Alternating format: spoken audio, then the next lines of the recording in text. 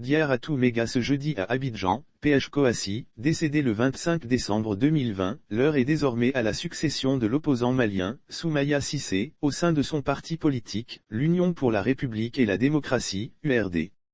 À quelques mois du scrutin présidentiel initialement prévu en février selon le calendrier de la junte au pouvoir suite à la chute du président Ibrahim Boubacar Keïta, IBK, les candidats, Charmunt, les militants. Impliqués dans le choix du successeur de feu Soumaïa Cissé, la section Côte d'Ivoire de l'Union pour la République et la démocratie, URD, par le biais de Diaratou Mega épouse Diabagaté, membre du Bureau national, adjointe chargée des Maliens de l'extérieur et membre de la section de Côte d'Ivoire était face à la presse cet après-midi pour donner son avis sur les éventuels candidats qui devront s'affronter lors des primaires.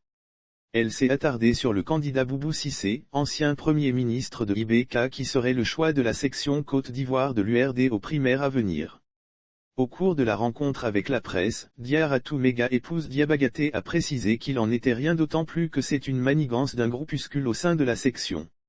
Nous avons appris avec stupéfaction le dépôt d'un courrier au siège du parti et de l'organisation d'une cérémonie par quelques présidents d'honneur pour un soutien à M. Boubou Cissé le désignant, candidat de la section de Côte d'Ivoire. Nous en tant que responsables des sous-sections de la Côte d'Ivoire, nous n'avons jamais été convoqués à une quelconque réunion ou associés de près ou de loin à une démarche aboutissant à ce choix. Par conséquent, nous décidons de rester équidistants de tous les candidats potentiels à la candidature, a-t-elle expliqué. L'URD est le premier parti représenté en Côte d'Ivoire, malheureusement il est toujours deuxième lors des élections, même si la section compte à peu près 300 000 militants. L'adjointe chargée des Maliens de l'extérieur et membre de la section Côte d'Ivoire de l'URD soutient que le choix n'a pas été opéré selon les règles et par conséquent les responsables de Côte d'Ivoire ne peuvent pas s'aligner sur cette décision. Nous n'avons pas de problème avec la personne de Boubou, c'est plutôt un problème de leadership au sein de la section de Côte d'Ivoire. Le secrétaire général actuel de la section n'a pas été élu par les statuts du parti et il se permet de choisir le camp Boubou sans au préalable organiser une rencontre, alors que 9 candidats se signalent aux primaires et chacun a ses partisans en Côte d'Ivoire. Il a choisi quelques militants et ils se sont rendus au Mali pour annoncer que Boubou Cissé est le candidat de la section de Côte d'Ivoire. Nous n'avons rien contre lui en tant que tel. Nous ne le connaissons pas. Il est vrai qu'il a été Premier ministre au Mali, mais nous ne le connaissons pas. On aurait souhaité qu'il nous rencontre pour nous faire partager son projet pour le Mali et ce qu'il propose pour nous les Maliens de la diaspora. Malheureusement, nous n'avons pas eu l'occasion d'échanger avec lui. Nous en tant que responsables, nous ne pouvons pas suivre une personne sans la connaître réellement. Par exemple, notre défunt président Soumaïa Cissé, nous avons pris le temps de l'apprécier en échangeant avec lui, a-t-elle martelé.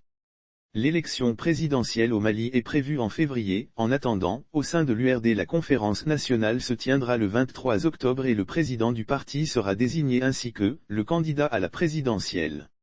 La conférencière avait à ses côtés, Sédou Fomba.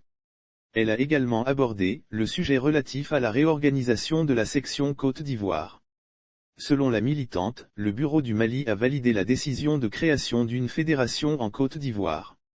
Madame Diabagaté a annoncé que très bientôt un congrès va se tenir en Côte d'Ivoire, soit à Abidjan, soit à Bouaké ou à Daloa en présence de tous les militants, les membres actifs, les responsables de section pour la mise sur pied de la Fédération de la Côte d'Ivoire.